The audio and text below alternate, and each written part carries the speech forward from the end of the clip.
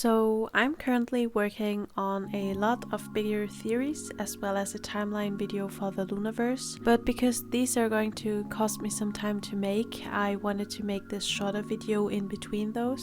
So what do the Lossemble and Odd Eye Circle concerts tell us about the lore? So let's start with the things we know for sure. Odd Eye Circle had a tour in Europe where they not only performed their new songs but also their solos. So Eclipse, Singing in the Rain, and Love Cherry Motion, as well as their sub-unit songs like Puzzle and Love Letter, and their sub-unit songs, i.e. Undercover, Chaotic, etc. Loossemble, on the other hand, only performed their new songs. This of course could be because Loossemble does not have the full rights to perform these songs, but let's just imagine that they could have performed all of their old songs. I mean, somehow the Odd Eye Circle members were also able to perform their solos.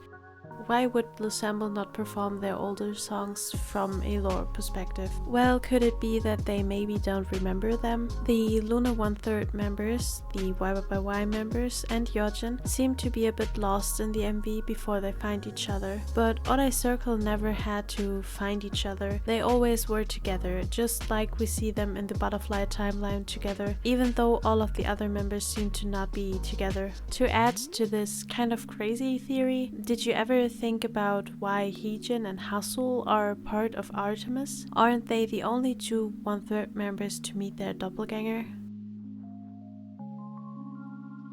And who are the only other members to meet themselves in the Luniverse? Kimlip,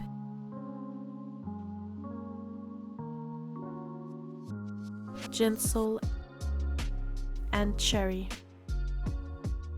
I don't know if this means that they have odd eyes as well, but it definitely differentiates them from the other Loona members and brings them closer together with the Odd Eye Circle members. Maybe Heejin's upcoming comeback will add to that. So, as I have stated in my other theory video, if we are in the Butterfly timeline where the members seem lost and need to find each other, then the fact that in the For All the Loonas Around the World teaser we see solo shots of Heejin, Kimlip, Yves, and Olivia Hay could actually mean more than we initially thought. Maybe this could mean that only these members know about their mission to bring all the Loona members together and to save the world, which could explain why Heejin is in the Odd Eye Circle MV and why Olivia Hay in the Lossemble MV tries to collect all of the Lossemble members. So what about the Lossemble concerts? Anything interesting to add besides them not performing their solos? Yes.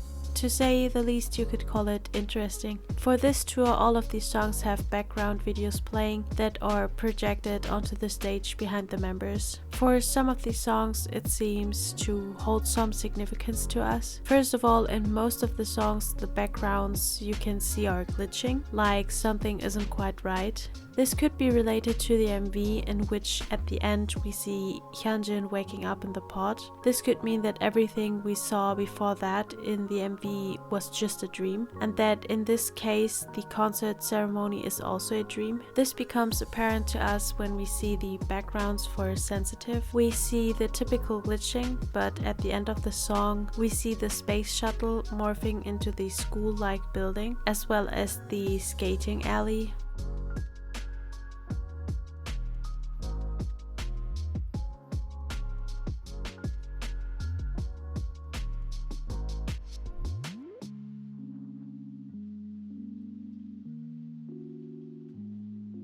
And as I stated before, coloring seems to be an entire song about the Odd Eye Circle members, which is reflected by the backgrounds as well. We see their moon and a variation of their colors. What I think is also quite interesting is the fact that Loossemble is touring in the USA and Odd Eye Circle was touring in Europe. If we think about back in the days where Loona 1/3 members were debuting, all of the members were assigned to different places and countries around the world. So while the Odd Eye Circle girls had an emphasis put onto their colors, and the Y members had assigned emotions, with the 1/3 members it seems like their countries are really important. And even though their assigned countries are around the world, most of them are actually Asian countries. So now I mark all of the 1/3 solo shooting locations. And now I put the tour stops for Lossemble and Orai Circle on the map. Like everything in the lore, this seems like a quite far reach, but it would be cool if this was done on purpose. It's like they are trying to draw a circle around the earth.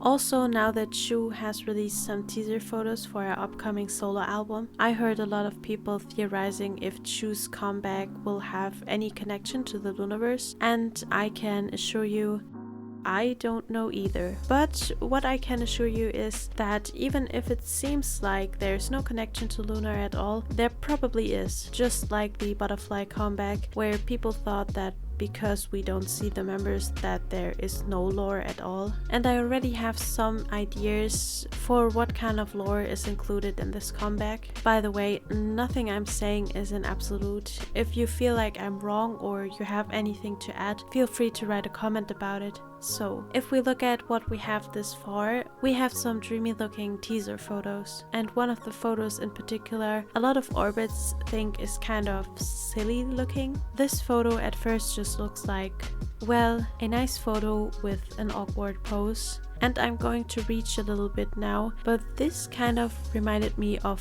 fairy illustrations. You know, like little pixies, like fairies. You know what fairies are known for, besides looking cute?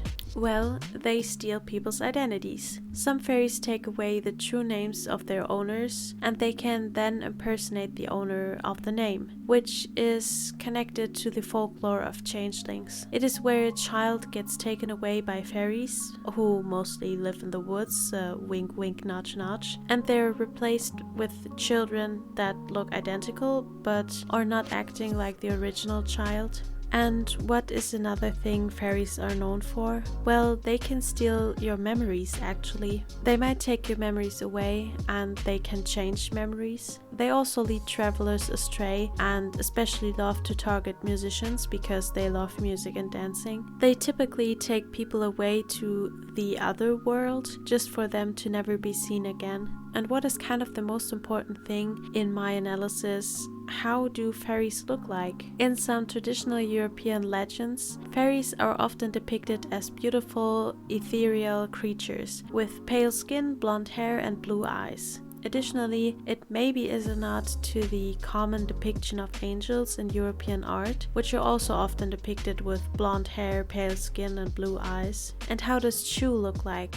On this picture, she looks ethereal and kind of like, well, a modern, high-fashion depiction of a fairy tale character, and even a bit like a Peter Pan character. If she would show up like this in Neverland, I wouldn't bat an eye.